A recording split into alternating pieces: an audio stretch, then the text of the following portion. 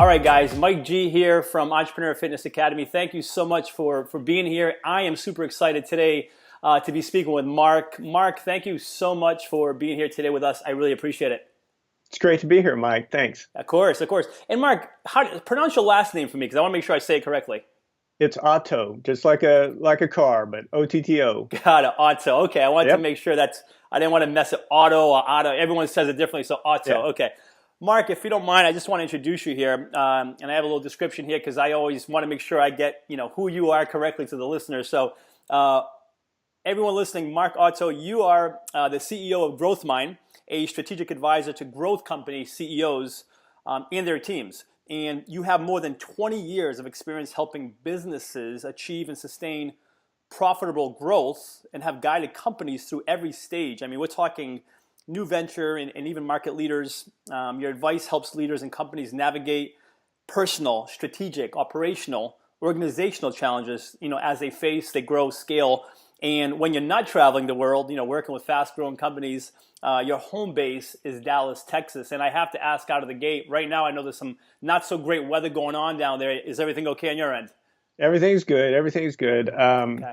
Little rain, but we're several hundred miles away from all the bad stuff. Okay. Wanted to make sure. Okay. All right. Yeah. Well, Thanks for asking. of course, of course. Guys, Mark is here with us today. I'm so excited. And I want to dive in. Mark, first of all, I wanted to just really quickly say that when it comes to the work I do, I work with entrepreneurs when it comes to leveraging exercise in order to help them create a healthy mindset, healthy body, so they can go on and create the businesses that they want if they don't already have it going, to even take it to that next level. And the reason why I got excited to chat with you, Mark, for a lot of reasons, but one of our similar colleagues, Pam Slim, she mentioned you need to talk to Mark. This is your guy. When it comes to entrepreneurship and knowing what to do, knowing the steps to take, you need to speak with Mark. And that's why I'm really excited to ask you some questions and have this conversation with you. And out of the gate, one of the questions, and actually as it pertains to your company, GrowthMind, the services you offer is executive coaching, and where the focus isn't on fixing problems, but instead helping successful leaders become more successful. Can you explain the difference between that? Yeah. I think I have a fundamental belief that people aren't broken, right? So that we don't need to be fixed. The people that I work with, primarily, they're already successful. They're successful CEOs or entrepreneurs, or I work with some professional athletes.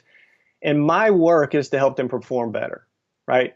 At the highest level that they're capable of performing. So we're trying to find out what's possible for them. And it's different for everybody, but most of us think that we're doing everything that's possible, and we're really not. So it's about discovering what's possible for that person and going there, right? And I simply help them shift their perspective from maybe what seems impossible to knowing that it's possible to do it.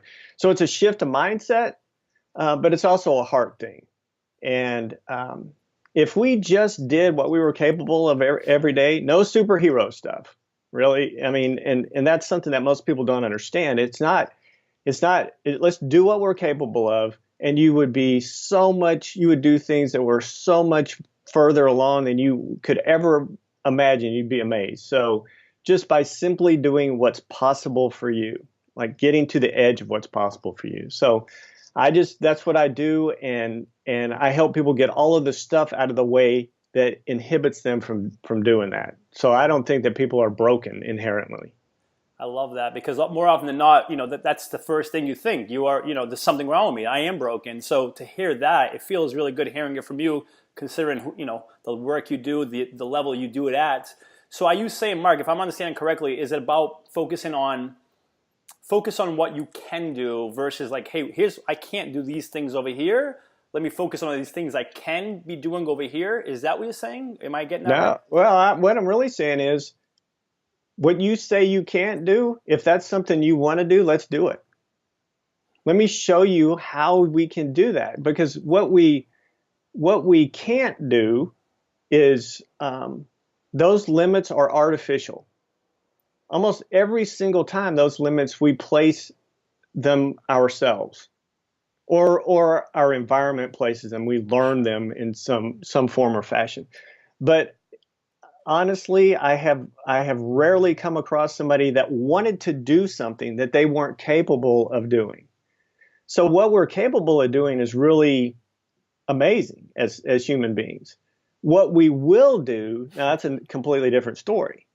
And so um, the idea that we can't do something is, when I hear that, that's the place that we need to go, right? Right. So it's both. I mean, you do want to play to your strengths, but this whole idea that we need to, play to our strengths and recognize that we have weaknesses and let those things go. I don't think that's true. I think that a lot of the weaknesses that we think we have, the limitations that we think we have, it's just stories that we tell ourselves. And the people that I work with are hungry, right? And they want to get to the next level, um, or they may be facing some kind of real challenge. But there's always some part of them that there's some doubt. Can I go here? You know. So when I said earlier, we want to know what's possible. That's one of the first things that we work on is what's possible for you. And the truth is we don't know. So let's say what we want, not what we think we can achieve.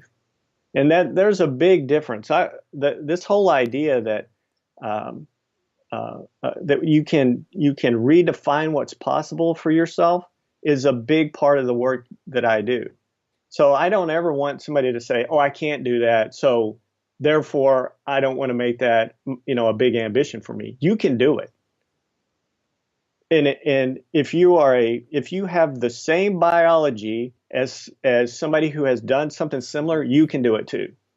I love that, man. I love that so much, and I love what you said in there, Mark, because I have this conversation with myself, let alone with the clients I work with everyone in Entrepreneur Fitness Academy. It's, hey, I know I can do it. Will I do it? Right, So right, that's I love that because it's a yes. We all sometimes and knowing we can do it's one thing. Sometimes we don't believe we can do it, but I love what you said. Hey, knowing you can do it and doing it, will you do it? It's two different things. So I love what you said, and it actually made me think of I can't remember who said it. Maybe it was Henry Ford. Whether you think you can or you can't, you're right. So right, right, I mean, think you right. can, you can. You think you can't, then you're SOL before you even get started, right? Right. So And so those are the kinds of things that I work with people one on one and even in organizations. But, an organization is made up of individuals. So we've got to get those stories that we tell ourselves out of the way. Because if you can find an example of somebody who has done something similar to what you're trying to do, that's the starting point for you, right? You should be able to get to that place and then look and see, where do I go from here? absolutely.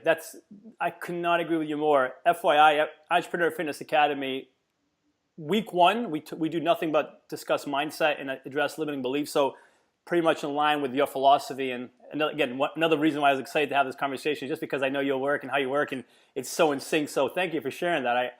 I really appreciate it, Mark. I want to ask you here, going back to your work that you do at Growth Mind. You mentioned that one of the keys to maintaining success is learning how it's lost. Now, why is it important to learn how it's lost? I'm curious. Well, um, in almost all instances, we get to a place where the very thing that created our success is the very thing that prevents us from getting to the next level. So life is growth, right? And so progress is impossible if you do things the way you've always done things.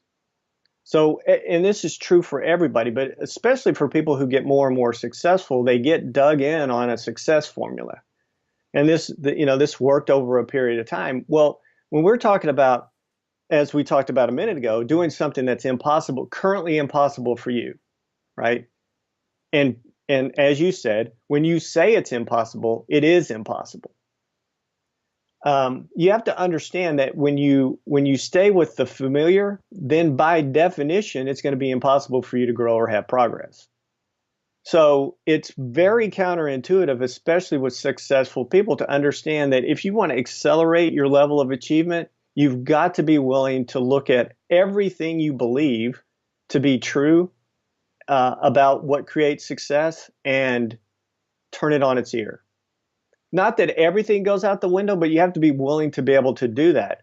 It's a process of always learning and always growing and always improving and always striving to get better.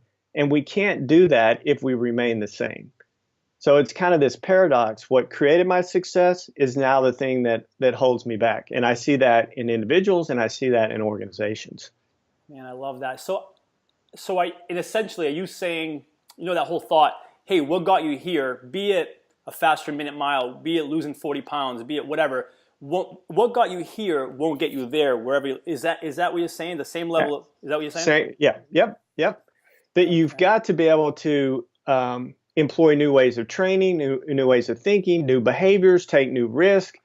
Because let's face it, if you have some goal that currently seems impossible or there's something that's impossible, you would already be doing it, right? You'd already be doing it if you could use the level of thinking that you have today, the level of behavior that you have today, you'd already be achieving it. So what I'm suggesting for people is that they recognize that, hey, I've gotten to this plateau. In order for me to get to the next level, it's not something outside of me, it's me.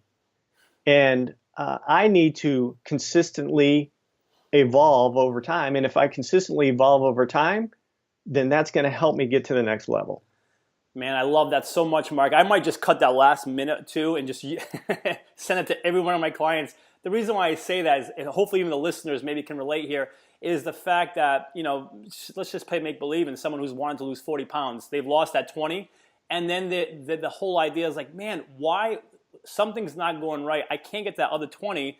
I'm doing everything I was doing before, but what you're saying is like, well, yeah, but that's not going to get you those next 20. And man, that's so powerful. Such a Yeah, powerful I mean, it concept. could be like, if you're trying to lose 40 and the first 20 you got that because you cut bread and soda, maybe. I mean, so Yes. you got there, right?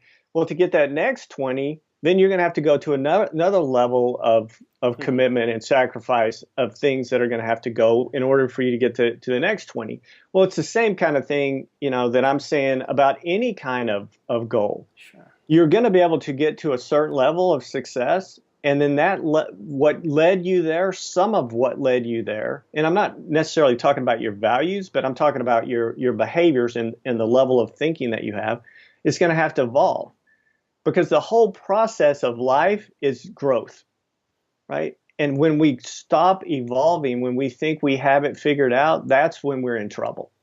Sure. The whole process of life is growth. Absolutely love that. Thank you. Thank you for sharing that, Mark. You That's bet. powerful stuff. I want to go back again to another question here. And again, it's a lot of this stuff is related to the work you do because, again, I love it. I love the philosophy. I believe in it. And I use a lot of those same strategies and tactics, in Entrepreneur Fitness Academy. So just one more question for here for you. Sure. It's, one of the results your executive coaching provides is the impetus, or you initiate to take action to make the necessary changes. So I'm curious, what's the greatest resistance? And this is a biggie. I'm excited to hear this one from you. What's the greatest resistance to change you see from the folks you work with, and how do you get past that resistance that they maybe innately have that they don't even know they have? Well, and I think that's one of the difficult things when you try to coach yourself. It's hard to coach yourself because you can't be objective. You can't see the blind spots, and it's a lot of the things that we've already talked about. But it's the stories that we tell ourselves. If I were going to point to one thing, I would say that it's a story that we tell ourselves, and my job is to help people see the truth. It's hard to be objective about yourself, right? So we all tell ourselves stories. I'm too young, or I'm too old. I don't have the right resources. I don't have the right parents. I don't have the right, I didn't go to the right school. I don't have the right network. I don't have time, whatever it is. And my job is, when I work with people one-on-one, is to help you understand that that's a story that you're telling yourself, and that's not true, right? Are you too old or too young? No. Not to do anything that you really want to do. Did you have the wrong parents? I don't know, but does it matter? I mean, that's just a story, that you tell yourself, and we have to learn how to not be sucked into the lies that we tell ourselves. That it's not true, most of the things that we're telling ourselves is not true. And and we need to take control of that, because that's part of the things that one of the things that we can control is our thoughts and our emotions and our behaviors and that kind of thing. And so it's a lot of the story that we tell ourselves. Yeah, the stories, you're right. Stories are everything. I couldn't agree with you more. And, even myself, stories that, from as early as third grade definitely shaped who I was for a while.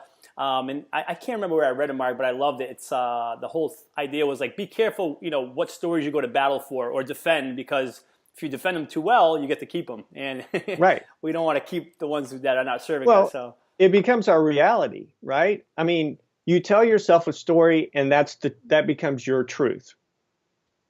Not the truth, but that right, becomes your truth, right? right. And and that's just as powerful as what's really true. And it comes from the repetition. So we didn't, the story that we tell ourselves, that didn't happen overnight. You know, I'm not good at this, I'm bad at this, I've got bad knees, whatever it is. I mean, there is a story that goes along with everything. But if you look at the people who consistently, and I'm not talking about one-hit wonders. There's a lot of people that are successful once or twice, but I'm talking about the people who've been consistently successful over time. They are able to manage the stories that they tell themselves. Sure.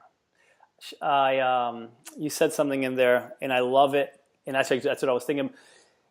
It's not the truth, it's your truth. Right. And that's the toughest part. I know even in what I do, the work I do, it's getting my clients to distinguish, just to make that distinguishing factor. Your truth and the truth isn't the same thing. And I know that's the challenge I have sometimes, is making sure they realize those are two different things.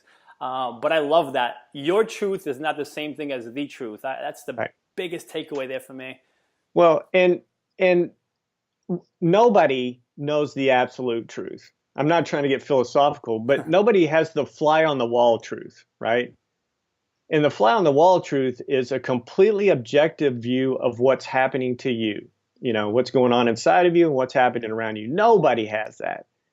But the clearer you are about that and the less you distort it, the more likely you are to be successful and have control over your own thinking. So it is this idea that there is an absolute truth and then there is your truth. And the closer you get those two to being actually aligned, the better off you're going to be. Absolutely. I couldn't agree with you. Could not agree with you more. I appreciate you sharing that, Mark. So thank you for that. I want to ask you now, if you don't mind. I asked some stuff about the work you do, because again, I love it. And this one's going to really intrigue me here, because we're all different. We all do the work we do for our own reasons. And if you don't mind me asking, I want to know, like, you've been doing this for a while now. You've been successful with the work you do. You've helped others become successful and be successful at what they do. It's not an easy job to do. It takes time, energy, effort. What is your why? Like, why do you do what you do? And not to sound too cliche-ish here, but what's the why for why you do the work you do? Well, I think understanding your purpose is vastly underrated for most people. And I think it's a great question. And for me, it's helping leaders and organizations and people do what previously seemed impossible. That's a big thing for me. Helping somebody do something small that's within their capability, and it doesn't seem out of reach. That's not really something that I get lit up about. But if it's something that seems impossible, if it seems daunting, if it seems like a huge task, and it's different for everybody, what you may think is a simple task, I may think it's daunting. So it's all relative. If you think it's impossible, then that fires me up, because the truth is we don't know what's possible for us. It's unknowable to know what we're capable of, and that I get switched on by that, right? And I would love to help people figure that out. There's a Abraham Maslow quote that, and I've spent a lot of time looking at his work, and he says, what a person can be, they must be. Love that. And I just think that we leave so much on the table. that we don't have any idea. We're just scratching the surface of what we could do. And a lot of people see greatness as a threat. And it's a threat because they haven't achieved it. And it's a reminder of what they could be, but haven't yet become, right? And so I want to help people close that gap. And it's not for everybody. I mean, a lot of people are okay with average. And I'm okay with that, right? I mean, the work that I do wouldn't doesn't work with somebody who's okay with being average. If you're average and you're not okay with that, or if you're excellent and want to be great, those are the kinds of people that I think that the work that I do really is impactful for. Sure. Take it to that next level. Yeah, absolutely. So it's safe to say, Mark, I mean, if you help people, go do that impossible, what scares them, I don't want to assume, but it's safe to say you are doing things that are your impossible, that scare you, that challenge you. I'm curious because I've done that myself. I'm currently doing it now with certain projects. How do you, unless you don't, that's a different story, but how do you handle fear and self-doubt and maybe even failure along the way? How do you handle that? What strategies do you use to kind of get past that and keep going? Well, I think that the descriptive words that you used, they're all a fancy word for fear, and we need to understand where fear comes from, right? Fear is a thought about the future, and who creates the thought? You do, right? But we don't control the future. We only control right here, right now, and and for myself and all of the people that I work with, this is a constant thing that we're always talking about is focusing on what you can control, not on what you can't. And most people aren't clear about what they really control. So you don't control events or circumstances or other people, and you don't control an outcome, right? The only thing that you 100% of the time control is yourself. So you control your focus, your attitude, your effort, your behavior, your actions. You control the responses to everything that happens outside of you. And when I look at what creates fear or stress or overwhelm or anxiety, the vast majority of it comes from trying to control things that you cannot control. Primarily, it's outcomes. A lot of people that I work with, it's the outcome that you're trying to control, and you don't control the outcome. You control all of the things that go into the production of the outcome. So you can control, like I said, your effort and your attitude and your actions, your behavior, and that's enough. That's enough. That's enough to do anything that you want to do in the world. But when you start dragging in all of the things that, happen from the outside, well, it's the political climate, it's the economy, I can't get the money, I had to go to a party last night, so I couldn't eat right. All of those, that again, the story is tied into this as well. But those are things that you are letting your environment control you versus you being in control of the environment. So all of that stuff comes from the feeling that you're not in control. So when you feel anxiety and you feel stress and you feel fear, it's because you're not in control of yourself. Now, look, nobody's in control of themselves 100% of the time, but the more that you understand what you're able to control and what you're not able to control. So when I work with people, one of the first things I do is have them write down all the things that you think you control.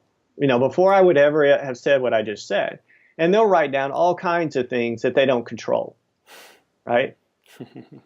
and a lot of it is outcomes. Like, they think that they have some control over their spouse or their boss or their subordinates or their kids. You may have some influence, but you don't have control over what they do. But they let what other people do, or they let a circumstance dictate how they're going to be.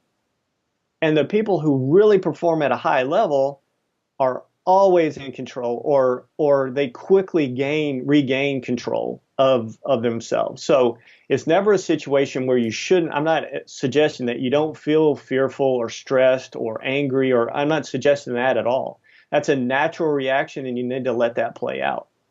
But it's a natural reaction that only lasts for a very short period of time. So let's say that it lasts for 90 seconds. And there's a lot of research around this, but let's say that it lasts for 90 seconds.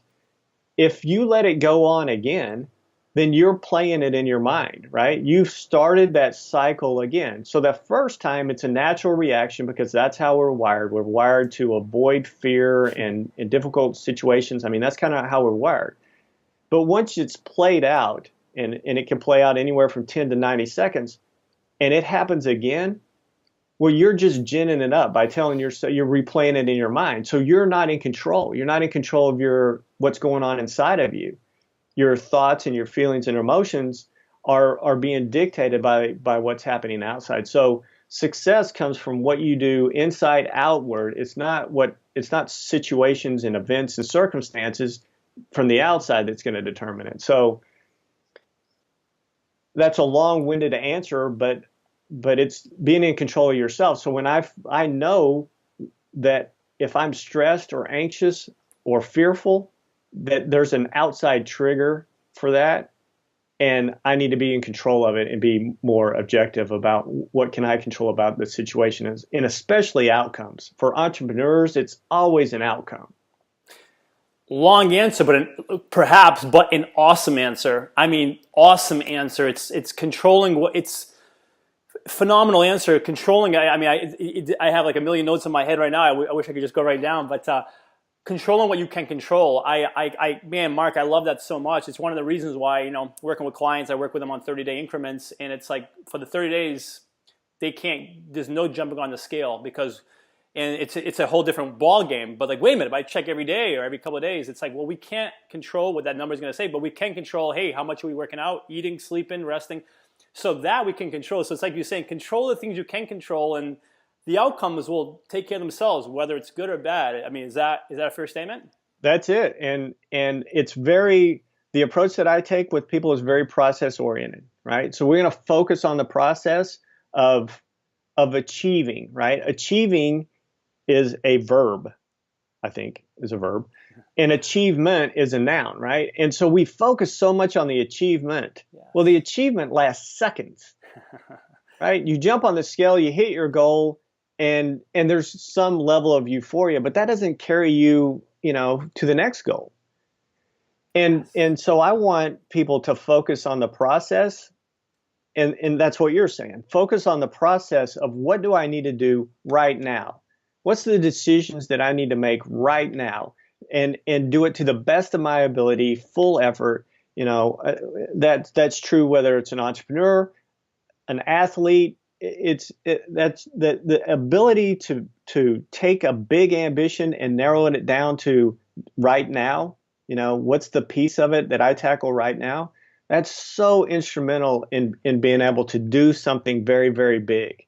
What's very, very difficult for you to comprehend, it sounds like you do some of the same kind of things that I do, is narrow it down so that we understand what can I control right now. I can't control what happened yesterday. So the outcome, whatever your outcome is history. It's a result of all of the decisions and things that led up to that point. And so you can't control it, right? So if you get to the end of the 30 days and you didn't hit your goal, it doesn't mean that you didn't do the right things. Sometimes, and this is a very difficult thing and people don't like to hear this, sometimes you can do all the right things and still not get the result you want. Yes. But more often than not, if you do all of the right things, you're going to get the result that you want. And that's part of understanding how to set goals as well. But I think that working the process and controlling what you can control and not worrying about anything else, letting everything else go, if you could do that, man, you can do anything. I agree. I always call it playing the odds. I always say, hey, there's not 100% guarantee. I always say it's playing the odds. All we're doing to my clients is we're upping our odds of success, of being successful. It's not going to be 100%. I can train like a madman for that marathon, and I want to hit a certain time, and I did everything right, but something happens that day and I just didn't do it. And just sometimes it's going to happen. But we just put ourselves, I put myself in a situation, right? Sometimes, Sometimes. yeah. Right. There's always that You just chance, right? you're just giving you're just giving yourself the best chance of success by Right. controlling the controllables. Completely agree. You just mentioned something, and I'm glad you said it because you just sparked my memory on it. You mentioned goals. It comes down to goals and setting goals, and which I want to ask you about because that's something we definitely take serious in Entrepreneur Fitness Academy. I call it successful goal setting. Mark, I'd love to know, and I'm sure this could be a whole couple hour discussion, but just for the sake of this discussion here, how do you define in your world and even the people you work with, how do you define what does successful goal setting look like for you in the work you do? It might be a little different than how other people might describe it, but I've been doing this for a very long time, and everybody has goals, right? The goal is not your key to success. What matters is, and we talked about this earlier, what matters is what are you committed to do to reach your goals? That's what really matters. So I'm much more interested in what somebody will commit to as opposed to what their goal is. So if I were sitting across from somebody and they tell me that their goal, and we're at lunch, and their goal is to get in the best shape of their life, and they're eating a cheeseburger, right? The goal doesn't matter. They're not committed to it.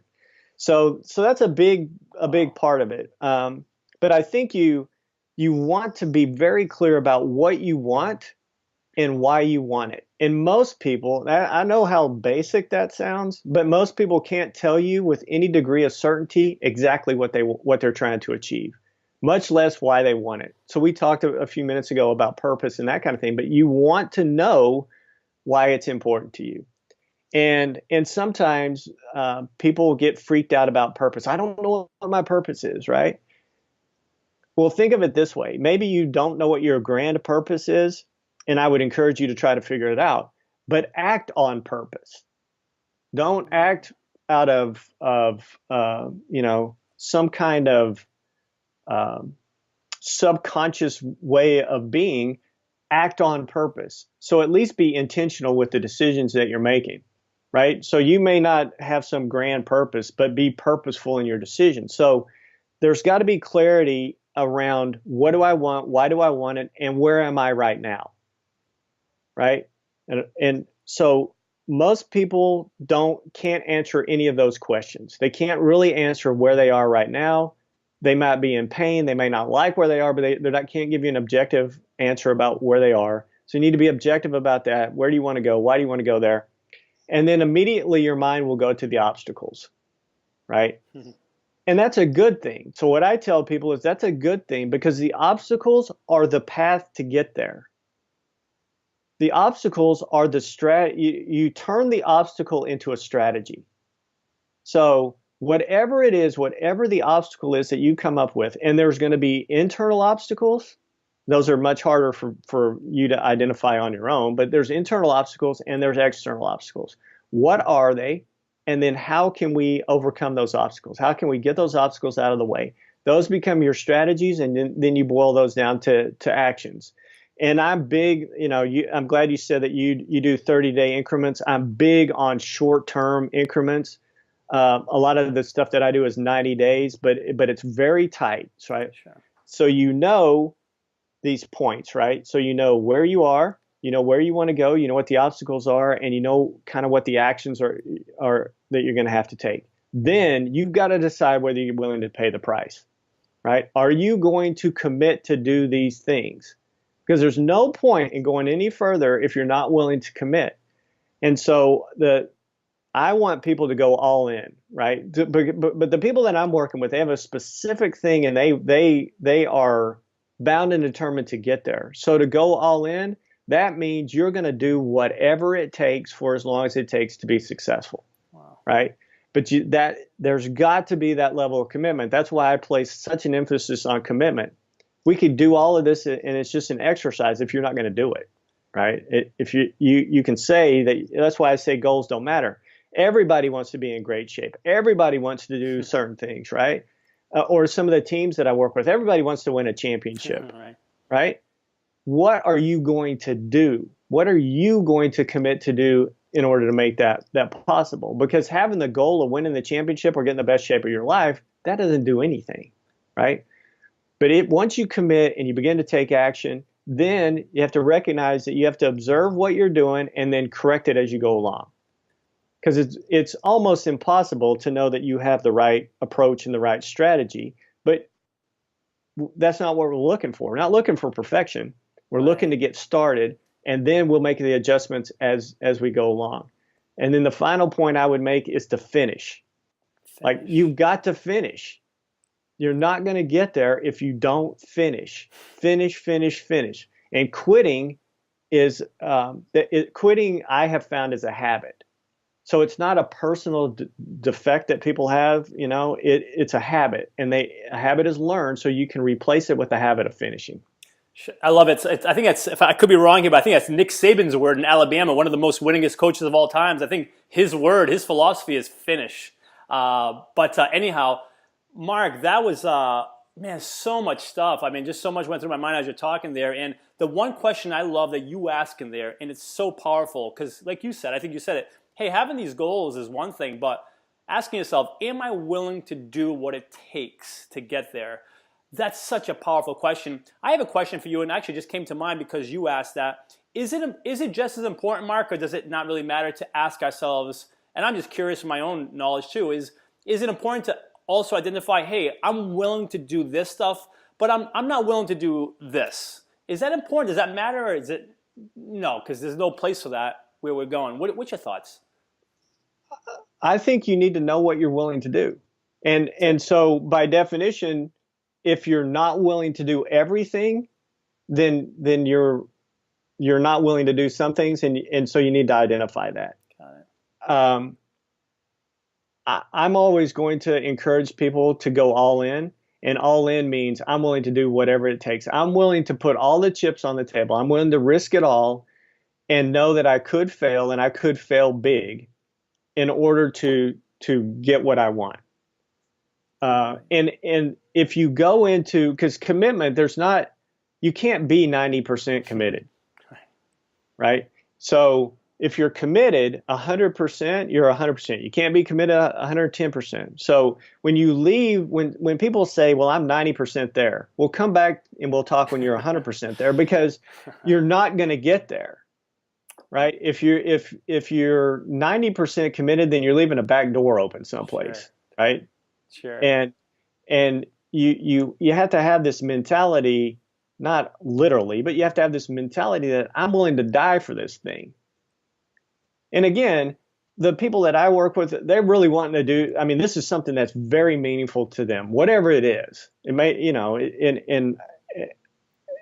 in some cases, it's something really, really huge. In some cases, it's maybe not that big of a thing. But commitment is a 100% thing. So if you're not 100% committed,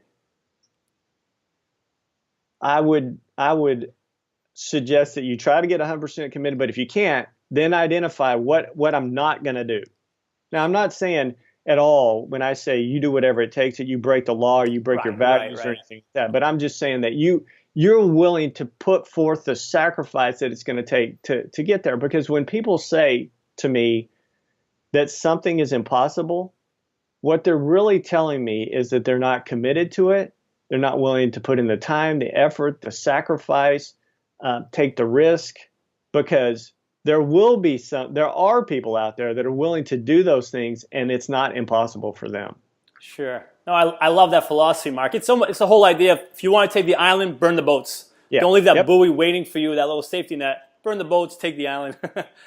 Leave no doubt that you're taking it's the same way, when an entrepreneur says, well, I got a backup plan. Well, then you got no plan. Right? I mean, you have to be committed to it. I mean, hey, look, in your back of your mind, you could do something else.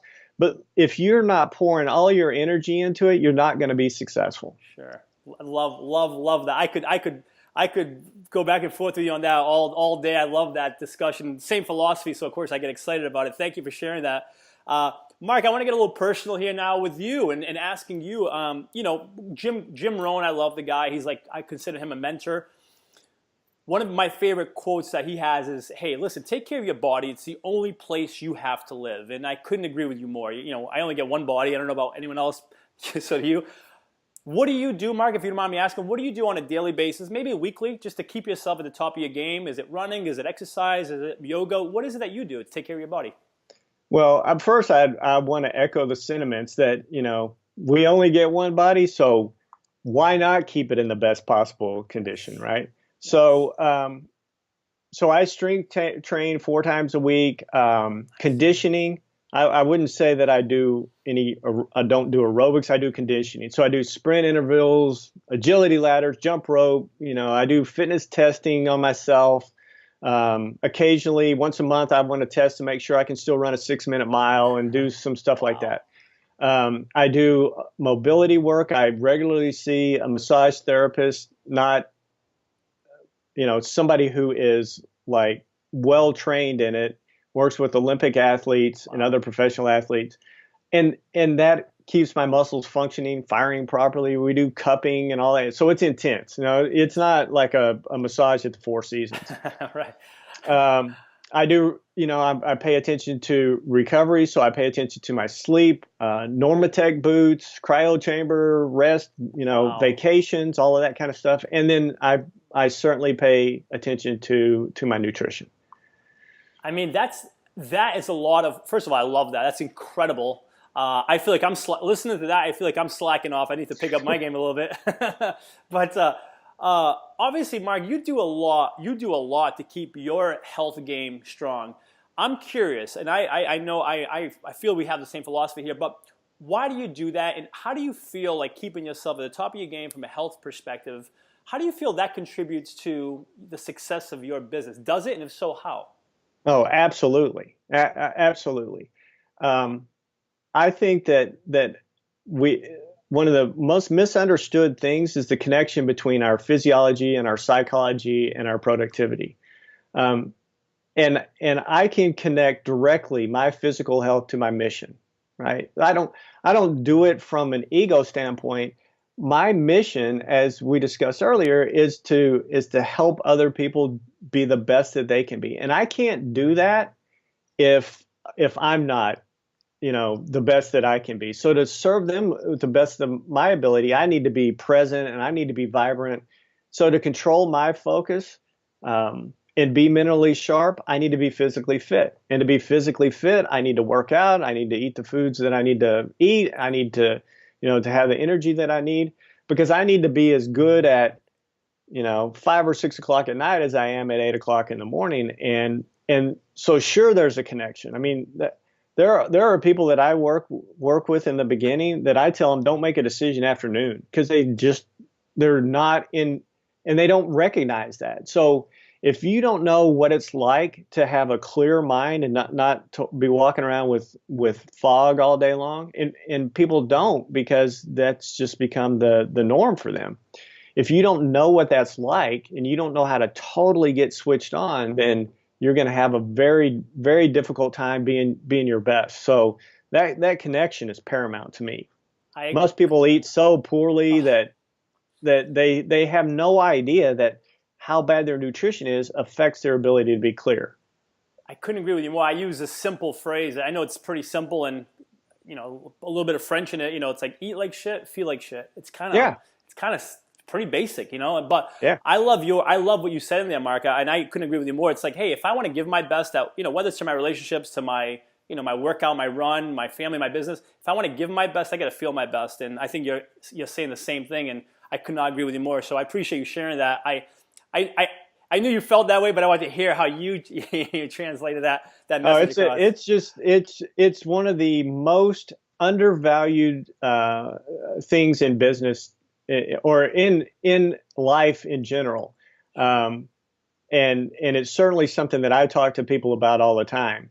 I I have to walk a fine line with my clients sometimes, but it affects their ability to perform, Sure, sure, right? And so it's all tied together. sure. Your physiology and your psychology and your ability to produce what you want to produce. It's all tied together. So, you can't expect to be your best if one of those is bad. No question. That's and hence the approach we take at Entrepreneur Fitness Academy: healthy mind, healthy body, healthy business. And we're saying the same thing, but Yeah. it's always great to hear that. it's almost like just different perspectives and different angles as far as like, well, why does Mark think it? Why does Mike think it? So it's just cool to kind of hear the overall sentiment is the same. It's like, if you want to be your best, you got to feel your best. So I appreciate you sharing that. I wanted to ask, sorry, Mark, I'm going to jump back. Speaking of entrepreneurship, I want to ask this question because you've been at this for a while. You're successful at what you do. You get amazing results for the people you work with, athletes, everyone you work with, companies. What's an advice if someone who's getting started in entrepreneurship, maybe they're just getting started, maybe they're in it for a year, whatever it may be. What's something that you learned early off in your career of business, entrepreneurship, that you wish you would have known, earlier? What's that advice you can give for someone just getting started now that you can give them that you wish you would have had when you were first getting started? What is that? Learn to let go. Wow. Learn to let go of beliefs that no longer serve you, let go of people and environments and other factors that don't support what you're trying to do. Let go of habits that are no longer effective. Let go of disappointments and setbacks. All of that stuff, you can reframe a disappointment and a setback. It's there to help you grow. But most of all, I would come back to this, to let go of the things that you don't control. Specifically, as an entrepreneur, let go of your attachment to outcomes. Focus on what you can control. Put your mission first. Focus on the daily process of what it takes to be successful. Focus on getting better, one step better per day. It's not a quantum leap. You don't have to think that it's beyond if you just got one step better, and trust the process. So, and live with intention and purpose. If you did those things, like if you could just let go of your attachment to outcomes and attachment to things that no longer serve you, what happens in your life and who you become, you'd be amazed. Wow. Well, I just love those two words right there. Just let go. Let go of bad habits. Let go of the connections that are not helping you. Let go of limiting beliefs. Just that word, let go. There's so much applicable. You can apply it in so many areas. So let go. That's phenomenal. Thank you. Thanks for sharing that, Mark. I appreciate that. Hey, one last question here. I'm going to take the two obvious ones away from you. Aside from obviously your health, you being here alive, your health, and perhaps even your being alive in your health. Take those two away from you. What are you most grateful for at the moment?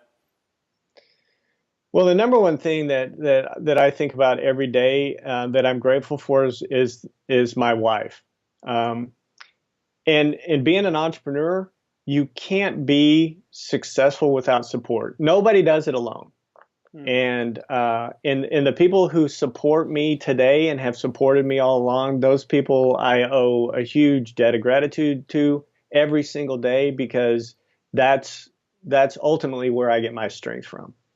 Wow. Thank you for sharing that. It's so cool to hear it always comes back to family and family and spouses, and yours as your wife. So I appreciate it. Well, everyone who supported you. So thank you for sharing that. I appreciate it. Sure. Man, Mark, this has been awesome just for the folks that are listening, for our community. For myself, I always feel so blessed to be able to have these connections and exchanges. So thank you so much. If people want to learn more about Mark, your work, what you do, what you're up to, where can they find you? What's the best place? So you could email me at mark@growthmind, growthmine.com. You can find out more about what we do at growthmind.com. We're in the process of launching a new site, but if they contact me at mark@growthmind.com, I'd be happy to have a conversation with them. Excellent. Mark, again, thank you so much for this time and opportunity. It means a ton, and I hope to connect with you again at some point soon down the road. Great. Thanks, Mike. Thank you. Take care.